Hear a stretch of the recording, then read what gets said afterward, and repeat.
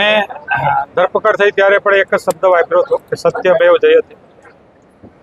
સત્ય પરેશાન થાય, પરાજિત ના થાય.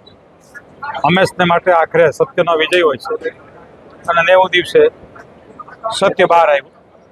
એટલે ન્યાયપાલિકાનો હું આભાર માનું છું અને જે લોકોએ મને ઉત્સાહ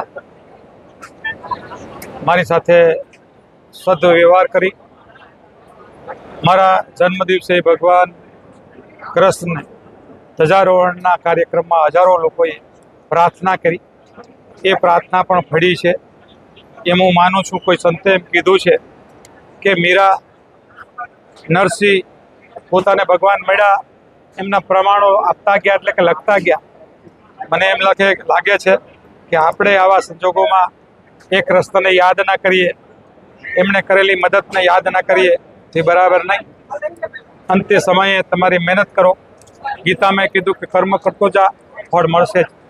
અને એ કાનૂની રીતે જે કંઈ કાનૂની સંઘર્ષ લડાઈ એ મહેનતના અંતે ન્યાયપાલિકાએ જે ન્યાય આપી, ભગવાન કૃષ્ણએ જેલમાં જન્મીને રાજ સત્તાની પીડા અને અન્યાયો સામે પડવા માટે જ અહીંયા જ્યારે જેલમાં જ જન્મ લીધો હતો, એ જેલમાં અમને 90 દિવસ એવો જ કંઈક અનુભવ રહ્યો.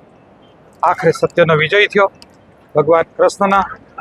અને જે લોકોએ સુરતથી લઈને તળાજા, જુનાગઢ જિલ્લો, મોરબી, જામનગર, કચ્છ, પાટણ સુધીના જે આવેદનપત્રો આપ્યા, એમને પણ આ તકે હું યાદ કરું છું.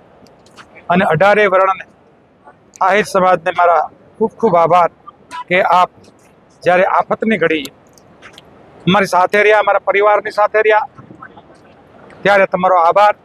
કારણ કે સમય તો કોઈ પણ હોય, સારો હોય કે ખરાબ હોય, વ્યક્તિ જવાનો ને જવાનો, પણ ખરાબ સમયે ધીરજ રાખવા માટે, ખરાબ સમયે જે પડખે ઊભા છે એવા લોકોને ફરીથી આભાર માનું છું. જય હિન્દ.